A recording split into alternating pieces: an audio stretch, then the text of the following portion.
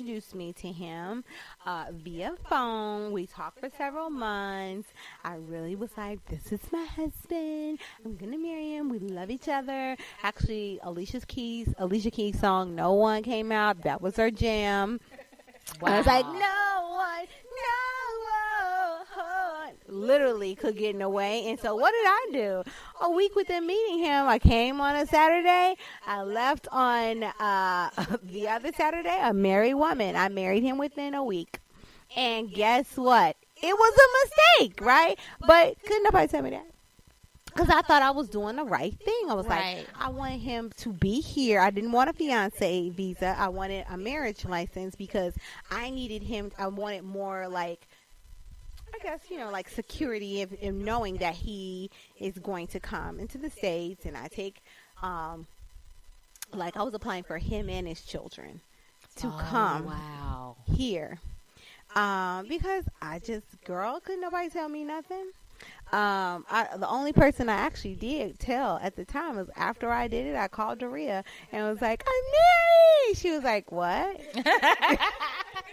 Right. I was like, don't tell nobody. How you gonna be married and you can't tell nobody? That was horrible. So don't do that. Okay. Don't ever do that. But what was the big things, the things that transpired afterwards? It was like things that I didn't realize. So like the point of me always going down to Jamaica to see him, buying things for family, and you want to treat your family well, and they don't have all the things that they have in the States. So you're like, hey, what can I bring since I'm going to be staying at your home for free? Like, what can I bring? And the list is long. Oh, boy. I remember you telling me that they wanted you to pay them $600 to drive you guys around, like to rent their personal car. And I was like, that don't seem right. You can go to the dollar budget and rent your own car for less than that. That's crazy. So they were trying to get over. Some people were. We ended up driving around in one of his closer relatives' car because another relative was not really, just not doing the right thing.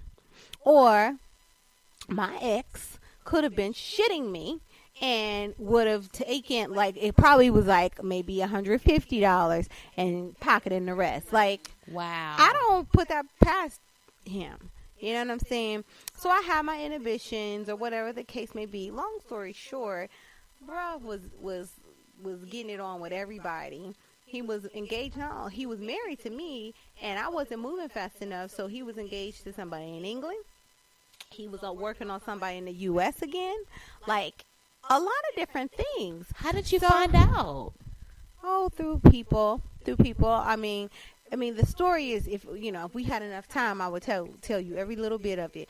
But I would say the first person that told me about him with another person was one of my sister-in-laws that was in England, and we had hung out and got real close. One time I went on my visit, like really close, and she didn't feel comfortable with what happened afterwards. She was like, I've been debating on whether to tell you or not, but like the moment you left, he took another girl out that same very night, and they were kissing and all this other stuff. Oh my goodness. And she said, and I know how much you love him or everything like that. She was like, but I need to tell you, because she didn't want me to continue to be bamboozled.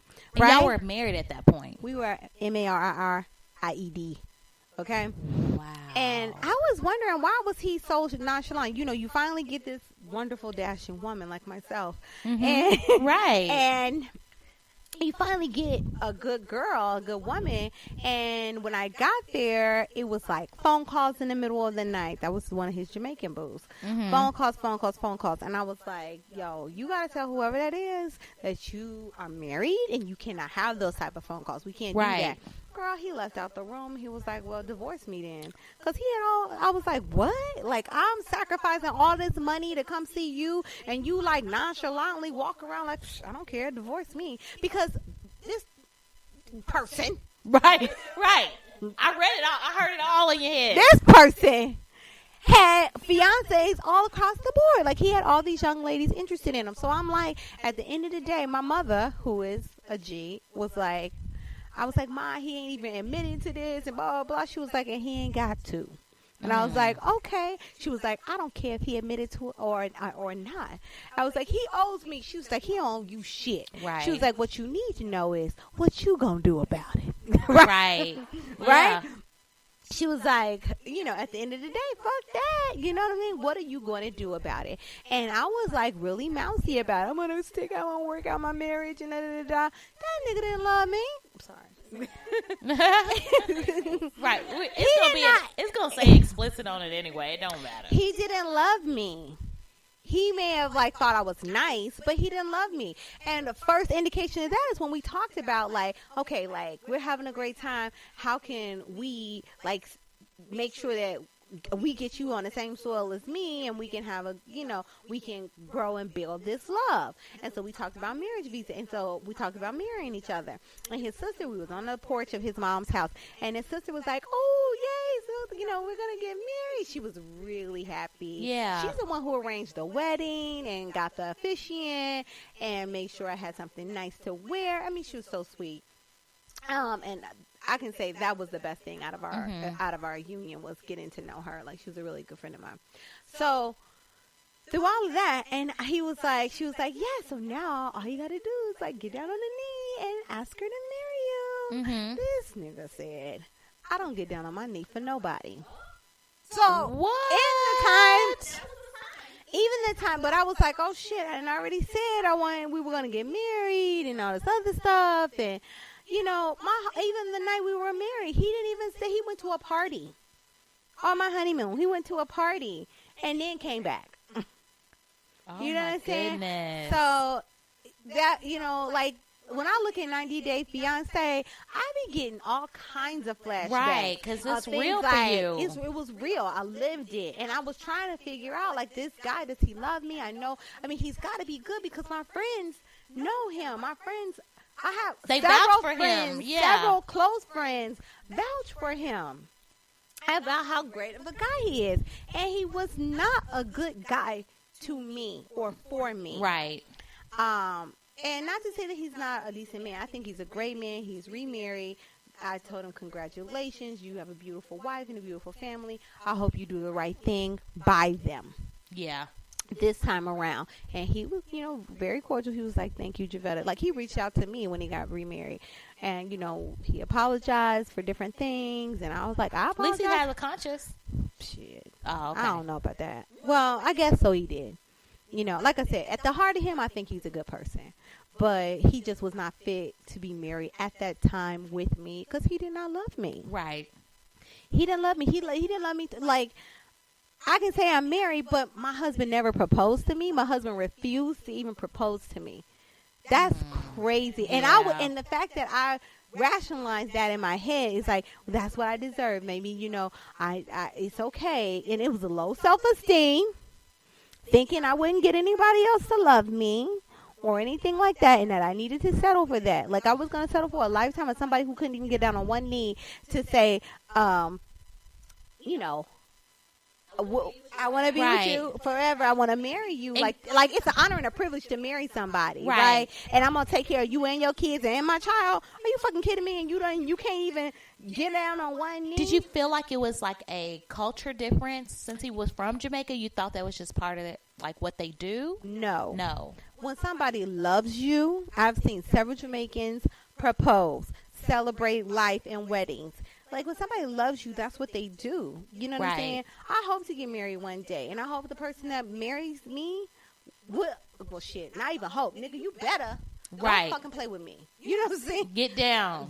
I'm going to get you some knee pads. Because you're going to be down there for a while. Okay. Write a speech because you got to say all of this. You got to say all of this because I have been scarred heavily. We'll get him some knee pads. Don't worry about it. It'll be y'all real cushion. Y'all got to talk to him. We gotta set him talk up to for him. it because he understands. He going to have a real nice poem.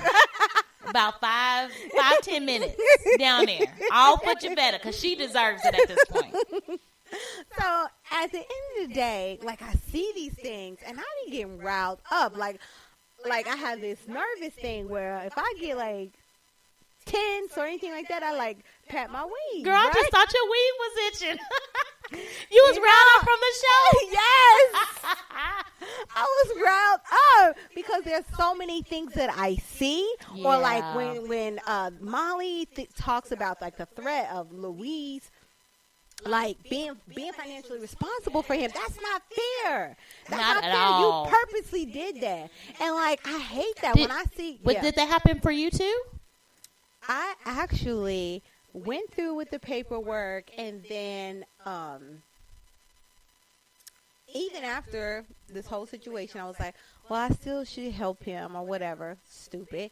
And I went through, and then they sent me another, like one of my last papers, and I actually just wrote the consulate and said I wanted to stop. And Jamaica's real tight anyway. They're like, fine. And they stopped it. My friend's mom knows somebody at the consulate. And they stopped the paperwork. And that was it. And they denied his visa. Well, that's good. Because you would have been on the hook for him. Yeah. And I know his ass would have been fucking reckless. So, R.I.P. to that marriage. R.I.P. But, you know, I had a long way to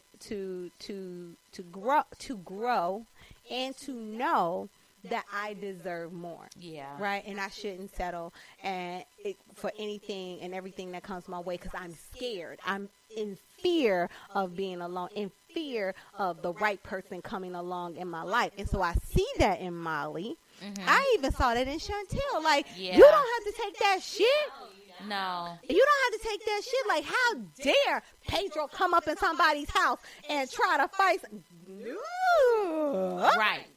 He would have got stomped if he came up in my mama house and tried to touch my brother. And first and foremost, that sister would have got pop real quick. A long time ago. They ain't met the real ones, okay? You didn't even watch the last episode, did you? I did. That's what got me so hot. Yes.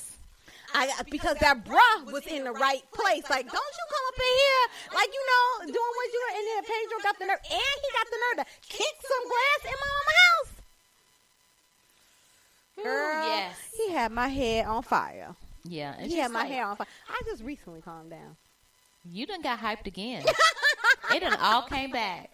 Yes, so look this like you show, ready to go. Girl, I am. But this show, like, brings up a lot, and I'm just like, don't do it. Like, even the girl who's in Morocco. Oh yeah. About to marry Azan. You know, I have a Moroccan baby daddy. I could have been down there. Like, we were engaged, and our engagement fell by the wayside because I wouldn't send my son to Morocco, my newborn, so that he can be raised as a proper Arabic man. Do you know if I would have sent my baby over there, I would have never seen him again. No, yeah. Never seen him again. Well, that was a breakdown of our relationship. He also told me I couldn't go up to Morocco. I couldn't see his family until I lost 50 to 75 pounds. What? About her being big. Yeah. And he was calling her lazy and stuff. Yes, because they Oh, my truly believe goodness. about people who are bigger. They don't, I mean, at least the ones I know have said something to them. But her mom seems his mom seems very accepting to her.